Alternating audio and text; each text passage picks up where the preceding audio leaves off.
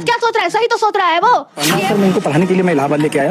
इलाहाबाद में सबसे अच्छी कोचिंग थी। मैंने वहाँ पे किसी तरह सर पिताजी के सहयोग से, भाइयों के सहयोग से कोचिंग कराया कि अगर वो अनेकों महिला के साथ सोया फिर भी तुम सोई, यानी कि अगर प्रताड़ना किया होता तो वही चपरासी कैसे उसको एसडीएम बना दिया? कैसे नहीं चल रहा? क्या वो कहेगी तभी?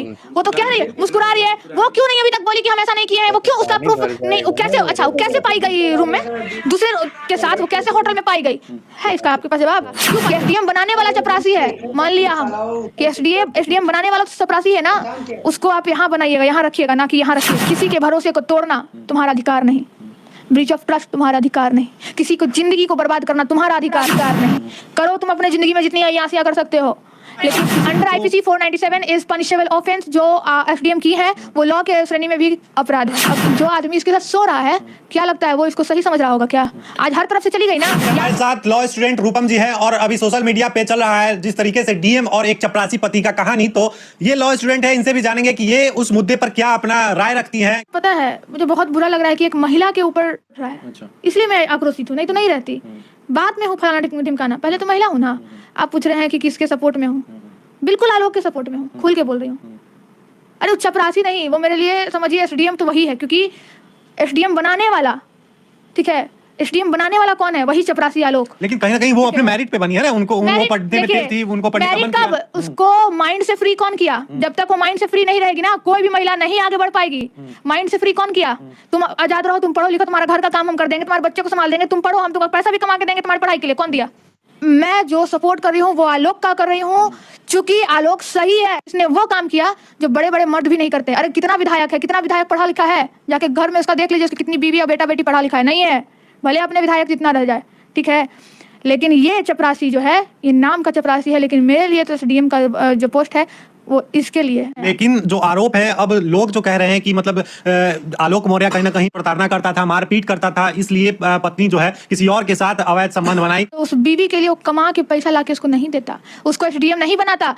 आप एसडीएम का चेहरा देख लीजिए और इसका भी चेहरा पे तो नहीं जाते हैं, लेकिन वो हंसी, वो ऑडियो सुनिए ना, वो ऑडियो का घमंड से जो बात कर रही है। लेकिन पहले प्यार था, पहले वो कमा के एसडीएम बनाता है, लेकिन एसडीएम बनने के बाद कहीं ना कहीं आलोक को लगता है कि अब ये एसडीएम बन गई है, मेरा क्या होगा, हमको पूछ नहीं रही है, हम एक चपरासी है। तो गलत क्या सोच रहा है? इसके ऑफिस में काम करता है। अरे तो गलत क्या सोच रहा है? सही तो सोच रहा है वो कि एसडीएम बन गई है तो हमको पूछ नहीं रही है। नहीं पूछ रही होगी, लेकिन उसका गलती है ना अजती मौर्य का कि एसडीएम बनाने वाला चपरासी है। मान लिया हम कि एसडीएम बनाने वाला तो चपरासी है ना, उसको आप यहाँ बनाइएगा, यहाँ रखिएगा, ना कि यहाँ रखिएगा।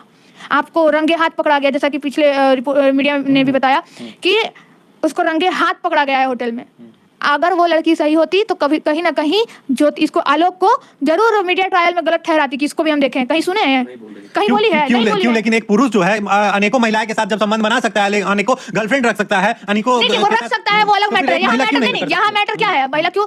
यहाँ मैटर रखो ना भाई, लेकिन किसी के भरोसे को तोड़ना तुम्हारा अधिकार नहीं, ब्रीच ऑफ ट्रस्ट तुम्हारा अधिकार नहीं, किसी को जिंदगी को बर्बाद करना तुम्हारा अधिकार नहीं।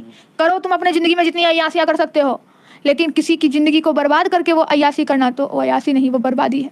एक घर को महिला बसाती भी है और उजाड़ती भी है। मतलब आप लॉ स्टूडेंट होने के बाद जो है इसको इस तरीके से देख रही है कि मतलब अगर किसी और के साथ संबंध बनाना था। Under IPC 497 is punishable offence जो एसडीएम की है वो लॉ के श्रेणी में भी अपराध है।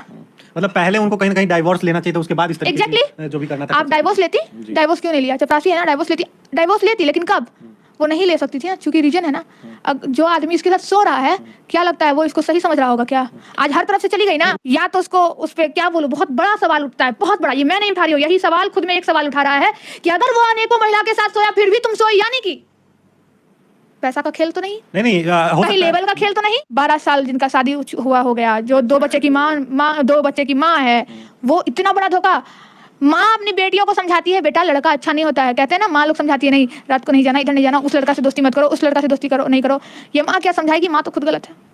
शोषण किया गया, उसको रोकने का काम करना है, बढ़ावा देने का काम नहीं करना है। हम कुछ भी बोल देते हैं, नहीं कुछ नहीं बोला है। लेकिन लोग तो कह रहे हैं कि रूपम जी जो है लड़की होके भी लड़की का विरोध कर रही हैं।